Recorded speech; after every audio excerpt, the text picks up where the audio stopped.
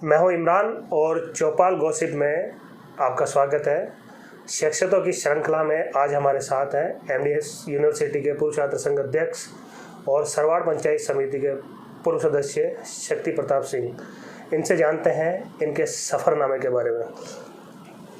आपका बहुत बहुत स्वागत है हमारे कार्यक्रम में। शुक्रिया। आपके बारे में बताइए, आपने राजनीति की शुरुआत कहाँ से की? इमरान जी, मैं जब छात्र जीवन में था तब सबसे पहले मैंने 2002 में अजमेर यूनिवर्सिटी से चुनाव लड़ा और मुझे एनएसयूआई का प्रथम छात्र संघ अध्यक्ष बनने का अवसर प्राप्त हुआ विश्वविद्यालय अजमेर से। और चूँकि आपको पता ही है मैं केकड़ी विधानसभा से भी आता हूँ, मेरे नेता डॉक्टर रघु शर्मा जी हैं और मैं शुरू से ही उनके व्यक्तित्व से बहुत प्रभावित रहा और मैं उनके साथ ही अभी जुड़ा हुआ हूँ और उन्हीं की मैं टीम का सदस्य भी हूँ। तो चूँकि वो मेरे आइडियल हैं और उन्होंने भी अपने छात्र जीवन में काफ़ी संघर्ष किया और अपने क्षेत्र के लिए भी अभी भी खूब काम कर रहे हैं, तो मेरी प्रेरणा और मेरे आइडियल डॉक्टर रघु शर्मा जी हैं, जिनकी वजह से मैं आज सार्वजनिक जीवन जी रहा हूँ। मैं ये तो नहीं कहूँगा मैं राजनीति में हूँ, पर हाँ, मैं सार्वजनिक जीवन जी रहा हूँ। 2002 में मैं विश्वविद्यालय से जब मैं वहाँ पे पीजी कर रहा था अपनी, तो कई ऐसे मुद्दे थे वहाँ पे जो छात्रों के पक्ष में नहीं थे। तो उस समय की जो परिस्थितियाँ थी और उस समय की जो माहौल था, उसके अनुकूल हम सब लोग वहाँ समय समय पे हमारी मांगे लेके वाइस चांसलर साहब के पास जाते थे, परंतु कुछ न कुछ रुकावटें उनमें आ जाती थी, जिसकी वजह से फिर हमारे पूरे ग्रुप ने सबने मिलकर तय किया कि इस बार हम खुद ही चुनाव कंटेस्ट करेंगे ताकि हमारी आवाज़ को और पुरजोर तरीके से हम लोग उठा सकें। तो ऐसा हुआ और सब यार दोस्तों ने और हमारे जो भी सर्कल में थे, सब ने मिलकर तय किया कि मुझे चुनाव लड़ना चाहिए, इसलिए फिर मैंने चुनाव लड़ा। क्या संघर्ष रहे उस चुनाव में? किस तरह का वो चुनाव था? वैसे तो मैं एक चीज़ आपको और बताना चाहूँगा कि 2001 में भी हमने चुनाव लड़ा था वहाँ से, परंतु हम कुछ 18 वोटों से चुनाव हार गए थे और वापस मुझे एनएसयूआई से टिकट मिला और संघर्ष तो खूब था, परंतु छात्र शक्ति हमारे साथ थी, छात्रों का विश्वास हमारे साथ था, सब गुरुजनों का आशीर्वाद हमारे साथ था, तो ईश्वर की कृपा से कामयाबी मिली। परिवार का क्या बैकग्राउंड है? परिवार में कौन किस पद पर है? किस तरह का आपका बैकग्राउंड? देखिए, हम बहुत साधारण परिवार से आते हैं और मेरे जो दादाजी हैं वो अध्यापक थे और हमारा संयुक्त परिवार रहा है। मेरे 3 दादाजी थे, तीनों साथ ही रहे हैं हमेशा। और मेरे जो सबसे बड़े दादाजी थे वो अध्यापक थे और जो 2 दादाजी और थे वो दोनों किसान ही थे। वो हमारी खेती वगैरह का ही काम था, गाय पालन और खेती हमारा उस वक्त काम था। तो उसके बाद में हमारे पिताजी और हमारे जो मेरे बड़े पिताजी हैं, मेरे जो काकोसा हैं, चाचा जी जो हैं, उन सब की शिक्षा दीक्षा हुई और बाद में वो सरकारी नौकरियों में आए। तो मेरे बड़े पिताजी तो कोऑपरेटिव सर्विसेज से रिटायर्ड हैं, आरसीएस से। मेरे स्वयं के पिताजी जो हैं वो आरएस थे और 2010 में सेवानिवृत्त हुए। और जो मेरे रियल अंकल हैं, जो मेरे चाचा जी हैं, काकोसा जो हैं मेरे, वो फॉरेस्ट सर्विसेज में थे और डीएफओ पद से रिटायर हुए। और वर्तमान में अभी भी राजकीय सेवा में मेरी धर्मपत्नी राजकीय सेवा में है, अभी तहसीलदार अजमेर के पद पे पदस्थापित है।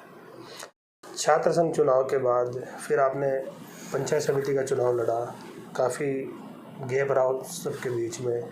किस तरह का वो चुनाव था, छात्र राजनीति से सक्रिय राजनीति में? देखिए, 2015 में मेरा गांव पिपरोली है और सरवाड़ पंचायत समिति रघु जी के अथक प्रयासों से पंचायत समिति बनी और 2015 में इसका पहला चुनाव हुआ। और 2015 में हम जिस वार्ड में निवास करते हैं वो एक सामान्य वर्ग के लिए था। तो उस वक्त हालांकि काफ़ी चुनौतियां थी हमारे सामने। भाजपा का राज था, भाजपा के एमएलए थे, भाजपा शासित प्रदेश था और विधानसभा में भी परिस्थितियाँ हमारे पक्ष में नहीं थी भाजपा का राज होने की वजह से, परंतु सब लोगों का साथ था, हमारे नेता का हम पे आशीर्वाद था। और चूँकि उनके जो काम किए थे, जो रघु जी ने जो काम किए वहाँ पे अपने टेन्योर में, तो उन सब का लाभ हमको मिला। और मैं रिकॉर्ड तोड़ मेरे ख्याल में 1000 लगभग वोटों से मैं जीता उस वक्त, और शायद ये ज़िले की सबसे बड़ी जीत थी जहाँ तक मुझे लगता है। आपके पिता आरएस थे जी परिवार में, सब गवर्नमेंट सेवा में थे, जी। फिर आपने तैयारी नहीं करके राजनीति को क्यों चुना? नहीं, ऐसा नहीं है, मैंने भी तैयारियाँ की थी, परंतु परिस्थितियाँ ऐसी रही कि हम जब तैयारी कर रहे थे तो बीच में एक बार कंटिन्यू 4-5 साल अकाल हमारे प्रदेश में हुआ था। ये लगभग बात है 1998-99 से 2003 के आसपास की। तो उस वक्त राजस्थान लोक सेवा आयोग से कुछ वैकेंसियाँ नहीं आई थी, और वैकेंसी नहीं आने की वजह से हम लोग परीक्षा में हम जो है अपीयर ही नहीं हो पाए, और अपीयर जब नहीं हो पाए तो फिर राजकीय सेवाओं में जाने का अवसर ही नहीं मिला। नहीं, क्या तैयारी कर रहे थे आप? देखिए साहब, मुझे राजस्थान छोड़ना नहीं था जो मेरी सोच थी। मैं चूँकि राजस्थान की मिट्टी से जुड़ा रहना चाहता था, तो यूपीएससी जो थी उसमें मेरे को कभी इंटरेस्ट था ही नहीं। कभी मेरे को अगर कोई ये कहता कि आपको यूपीएससी फाइट करना है और आपको आईएएस बनना है, तो मुझे आईएएस में कोई इंटरेस्ट नहीं था कभी भी। हमेशा मुझे ये था कि मैं राजस्थान से जुड़ा रहूँ, मेरी मिट्टी से जुड़ा रहूँ, मेरे गांव से, मेरे शहर से, मेरे लोगों से मैं जुड़ा रहूँ। तो मुझे सिर्फ अगर राजकीय सेवा में ही जाना है तो मैं राजस्थान की राजकीय सेवाओं में जाऊँगा। और चूँकि मैंने आपको बताया कि हमारा परिवार एक साधारण वर्ग से था और हमारे सामने सिर्फ और सिर्फ नौकरी के अलावा कोई विकल्प था नहीं, तो उसके बाद में जब वैकेंसीज़ नहीं आई तो हम परीक्षाओं में अपीयर नहीं हो पाए, और जब नहीं हो पाए तो फिर एक हर चीज़ का एक समय होता है, एक तय समय सीमा के बाद में फिर आपको जो है अपने निर्णय परिस्थिति के हिसाब से लेना चाहिए। 2002 में मैं छात्र संघ का अध्यक्ष बन गया, तो छात्र संघ का अध्यक्ष बना तो राजकीय सेवा में फिर जाने का प्रश्न ही पैदा नहीं होता है। फिर पूरा सर्कल, माहौल, सभी चीज़ें अलग हो गई, और फिर मैंने अपने आप को मेरे व्यापार में स्थापित करने का प्रयास किया। तो इसलिए जो है फिर राजकीय सेवाओं से हमें वंचित रहना पड़ा। आरएस है तो हर पिता की एक ख्वाहिश होती है कि मेरा बेटा मेरे से भी आगे जाए, या आरएस चाहता है आईएएस बने, कामयाबी, बुलंद मुकाम पे पहुंचे कामयाबी के। पिता ने कभी नहीं कहा आपको तैयारी ही करनी है, गवर्नमेंट सेवा में ही जाना है? नहीं साहब, मुझे हमारे पिताजी ने हम पे कभी किसी प्रकार का दबाव नहीं दिया किसी भी चीज़ के लिए। हमारे पिताजी सिर्फ हमको एक ही चीज़ सिखाई कि आपको सम्मान से रहना है, इज्जत से रहना है, और 2 वक्त की रोटी जो अगर आपको मिलती है तो सम्मान की और इज़्ज़त की मिलनी चाहिए। आप भले गरीब रह जाना, परंतु इज़्ज़तदार रहना, ये सबसे बड़ी पूंजी है, ये सबसे बड़ा धन है। तो मैं प्रयास यही करता हूँ कि पिताजी की सीख को हमेशा ध्यान रखूँ, इन संस्कारों को हमेशा ध्यान रखूँ, और लगभग मैं उसी पे चलने का प्रयास करता हूँ। दिग्गज नेता डॉक्टर रघु शर्मा को आप गुरु मानते हैं जी। पहली बार कब मुलाकात हुई उनसे? सब मैं बहुत छोटा था, मैं 12वीं कक्षा में पढ़ता था।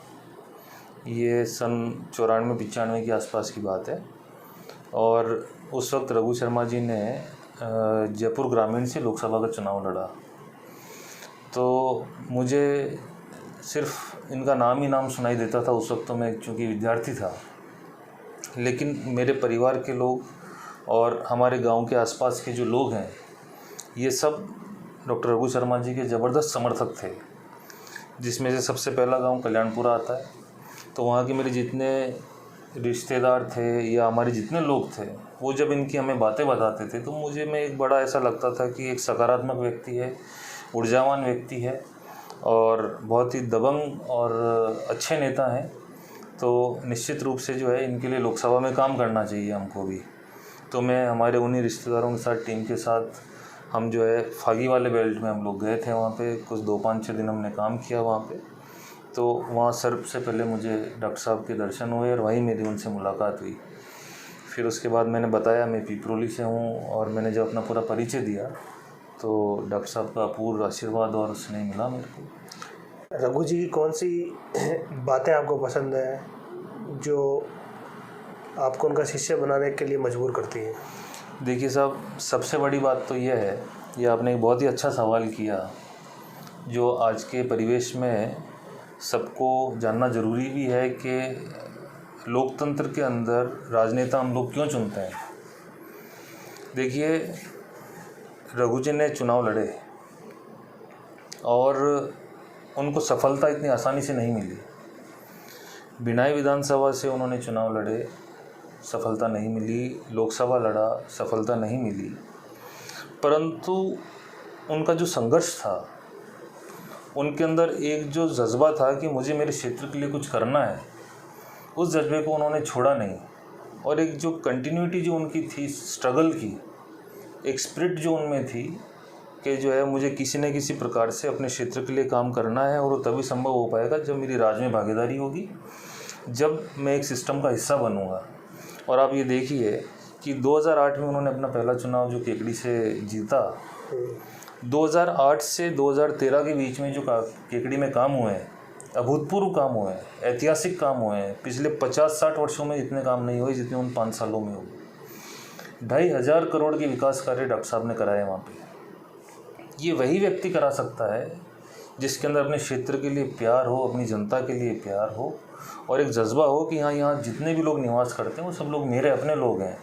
बिना किसी पार्टी भेदभाव के, बिना कोई कांग्रेस बीजेपी करे, बिना किसी जाति के भेदभाव के, हर व्यक्ति को उन्होंने अपना व्यक्ति माना और उसी के अनुरूप क्षेत्र के अंदर विकास कार्य कराए। तो एक जो लोकतंत्र में हम लोग जो नेता चुनते हैं, हम जो वोट डालते हैं, हम लोग जो एमएलए चुनते हैं हमारा, तो उसका क्राइटेरिया सबसे पहला तो यही होना चाहिए कि हमारे क्षेत्र का विकास हो, अच्छा व्यक्ति हो, संस्कारित व्यक्ति हो, किसी प्रकार का उसके अंदर दुर्गुण नहीं हो। तो इन्हीं क्राइटेरियाज के ऊपर हम लोग आपस में वोट कास्ट करते हैं। पर मौजूदा परिस्थिति के अंदर अब लोकतंत्र की परिभाषा चेंज हो रही है। अब लोगों का सोच दूसरी तरफ जाने लगा है। तो आपने जो बात पूछी कि किन चीज़ों ने आपको प्रेरित किया, तो उनमें जो सेवा भावना है, उनका जो एक संघर्ष का जुनून है, जो एक जज्बा है, सबसे ज़्यादा मुझे ऊर्जा वही देता है, सबसे ज़्यादा मुझे प्रेरित वही करता है कि वाकई में अगर किसी मिट्टी में उन्होंने जन्म लिया तो प्रयासरत है कि मैं किस प्रकार से इस मिट्टी का कर्ज उतारूं, किस प्रकार से मेरे क्षेत्र के लोगों का कर्ज उतारूं। लोकसभा के अंदर रघु शर्मा जी को एक ऐतिहासिक जीत मिली, और आप ये देखिए उस ऐतिहासिक जीत तभी संभव थी जब सब लोगों के मन में उनके लिए प्रेम था, प्यार था। अजमेर की हम दोनों सीटें, उत्तर और दक्षिण, अगर हम कांग्रेस के पक्ष में बात करें तो पिछली 4 बार से हम हारते आ रहे हैं। लोकसभा उपचुनाव एकमात्र ऐसा उपचुनाव था जिसके अंदर दोनों सीटों से डॉक्टर साहब को बढ़त मिली, और उसी के अनुरूप डॉक्टर साहब ने चिकित्सा मंत्री रहते हुए अजमेर को 350 करोड़ के चिकित्सा क्षेत्र में सौगात दी। मैं ये दावे के साथ कह सकता हूँ कि जो लोग यहाँ 4-4 बार के एमएलए बने बैठे हैं, जो मंत्री भी रहे हैं सरकारों के अंदर और 2-2 मंत्री रहे हैं, उन्होंने भी चिकित्सा क्षेत्र के अंदर अजमेर के लिए इतना काम नहीं किया जितना काम डॉक्टर रघु शर्मा ने कोविड जैसी विषम परिस्थितियों का सामना करते हुए अजमेर के लिए 2.5 सालों में किया। तो ये सब चीज़ें सकारात्मक चीज़ें हैं जो हमें प्रेरित करती है कि हाँ, वो हमारे एक आइडियल है। तो आपकी शादी कहाँ हुई? मेरी शादी जालोर ज़िले में एक अगवरी गांव है, वहाँ मेरी शादी हुई है। और मेरे जो इन लॉज हैं वो सारे डिफेंस बैकग्राउंड से हैं। अच्छा। मेरे जो वाइफ के ग्रैंडफादर हैं वो रिटायर्ड मेजर हैं। मेरे वाइफ के जो फादर हैं वो नेवी में कमांडेंट रिटायर्ड हैं। बड़े जो फादर हैं वो रिटायर्ड कर्नल हैं, और जो मेरे 2 ब्रदर इन लॉ हैं वो दोनों भी कर्नल हैं। तो पूरा डिफेंस बैकग्राउंड है। तो अनुशासन उनके ब्लड में होगा, और कहा यह जाता है एक हर कामयाब मर्द के पीछे एक औरत का हाथ होता है। इस पर आप क्या कहेंगे? देखिए साहब, मातृशक्ति तो मातृशक्ति होती है। अब ये तो मुझे पता नहीं मैं अभी तक कामयाब हूँ या नहीं, लेकिन निश्चित रूप से मुझे मेरे हर निर्णय में और मेरे ज़िंदगी में हर कदम पे मुझे मेरी धर्मपत्नी का साथ मिलता है, उनका विश्वास मिलता है, उनका सहयोग मिलता है। आपको राजनीति के अलावा आपको घोड़ों का काफ़ी शौक़ है, पशुपालन का आपको काफ़ी शौक़ है, इसके बारे में थोड़ा बताइए, आपके पास कौन सी ब्लड लाइन के घोड़े हैं? इमरान जी, जैसे मैंने आपको बताया कि मैं किसान परिवार से भी बिलोंग करता हूँ और ज़मीन से जुड़ा रहना और खेती बाड़ी से, पशुधन से जुड़ा रहना हमारे ब्लड में है, हमारे संस्कारों में है ये चीज़। तो मेरे पास अभी लगभग 100-150 गाय और भैंस हैं जो डेयरी फार्म के रूप में हम लोग काम में लेते हैं। और मारवाड़ी हॉर्सेस का मुझे शौक़ है, तो लगभग अराउंड 30-35 हॉर्सेस मेरे पास में हैं जो सारे मारवाड़ी हॉर्सेस हैं। अच्छा जी। और हम जब भी हमें फ्री टाइम होता है जाते हैं फार्म पे, जाते हैं वहाँ काम वाम भी करते हैं, देखते हैं। तो इससे कैसा लगता है कि जो है ठीक है, राजस्थान में जन्मे हैं, गांव की पृष्ठभूमि से हम लोग हैं, तो उसकी मिट्टी से जुड़े रहना ज़रूरी है। और ये तभी संभव है तब आप उस प्रकृति से प्रेम करो, आप उस प्रकृति में अपने आप को ढालें जिस प्रकृति के आप जाए जन्मे हैं। तो इसलिए मुझे इस तरफ के पास है, मेरे पास में एक देवदत्त नाम से घोड़ा है जो मैं समझता हूँ कि अगर ऊंचाई में उसकी बात करें तो शायद, कहना तो नहीं चाहिए मुझे ईश्वर बढ़ाए, लेकिन भारत के चुनिंदा घोड़ों में से, और शायद मैं कहूँगा नंबर 1 हाइट के अंदर घोड़ा है वो। तो देवदत्त नाम का घोड़ा मेरे पास में, जो देवली ब्लड लाइन से मारवाड़ी का ही पार्ट है। ये शौक़ कब पैदा हुआ आपका कि घोड़े पालना है? क्योंकि ये सबसे महंगा शौक़ है। नहीं, महंगे सस्ते की बात नहीं है इमरान जी। क्यों? देखिए, मैं बताता हूँ आपको। मेरे परदादा जी के समय से मैंने मेरे परिवार में घोड़े देखे हैं। ये बात ज़रूर है कि तब 1 या 2 घोड़े घोड़ी हुआ करते थे और अब ये बढ़ के 30-35 हो गए हैं। तो बचपन में हम लोग जब छुट्टियां मनाने गांव जाते थे तो दादू सा से हम जो है लगाम, जो बिट जिसे हम कहते हैं, वो लेके और चुपचाप घोड़ी के पास जाके बैठते थे और हम लोग राइडिंग के लिए निकल जाते थे। कभी कभी ऐसा भी होता था कि हमको लगाम नहीं मिलती थी तो हम चोरी छुपे रस्से का सहारा लेके, और डाटी कहते हैं उसको, लगा के हम लोग राइडिंग पे निकल जाते थे। स्टड फार्म में तकरीबन 32-35 घोड़े हैं जी। अब आगे क्या, और आगे बढ़ाने का क्या विचार है आपका स्टड फार्म का? नहीं साहब, ये तो हमारे हाथ में नहीं है बढ़ेंगे या घटेंगे। एक प्लानिंग होती है ना? नहीं साहब, प्लानिंग इसमें कुछ नहीं है। अच्छा। ये एक हमारा शौक़ नहीं है, ये हमारी मोहब्बत है। ठीक है। तो मैं ख़रीद के तो शायद 3 या 4 घोड़े लेके आया था। ये तो ईश्वर की कृपा से हर साल यहीं बढ़ रहे हैं ये तो। अच्छा। तो जिसका जितना अंजल है उतना मेरे पास में रहेंगे, फिर वो जाएंगे आएंगे। समाज सेवी हो, राजनीति करते हो और अजमेर रहते हो। स्टड फार्म आपका पिपरोली में है जहाँ के आप मूल निवासी हो, किस तरह मैनेज करते हो? समय की कमी तो रहती है? समय की कमी इतनी तो नहीं रह पाती है, लेकिन देखिए अजमेर आज मुझे रहते लगभग 35 साल हो गए।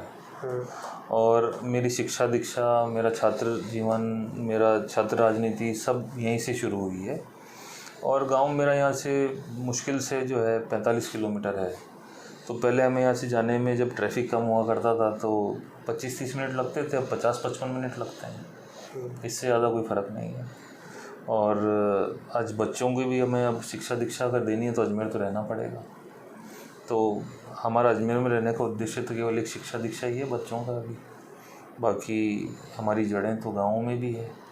और चूँकि मेरी शुरुआत अजमेर से है, मेरे छात्र राजनीति की और इन सब चीज़ों की, तो अजमेर से भी एक विशेष जुड़ाव है।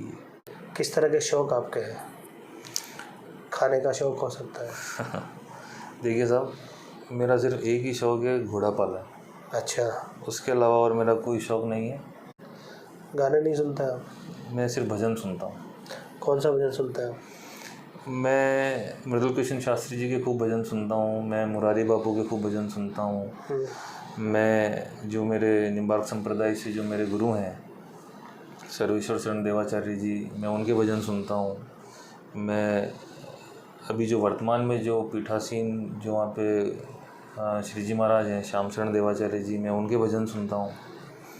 और भजनों में मेरी ज़्यादा रुचि है। देखिए, मैं आज जिस मुकाम पे भी हूँ, मैं अपने आप को राजनीति में तो मानता ही नहीं हूँ। मैं सार्वजनिक ज़िंदगी जीता हूँ और मैं आज जिस मुकाम पे हूँ डॉक्टर रघु शर्मा जी की मेहरबानी है।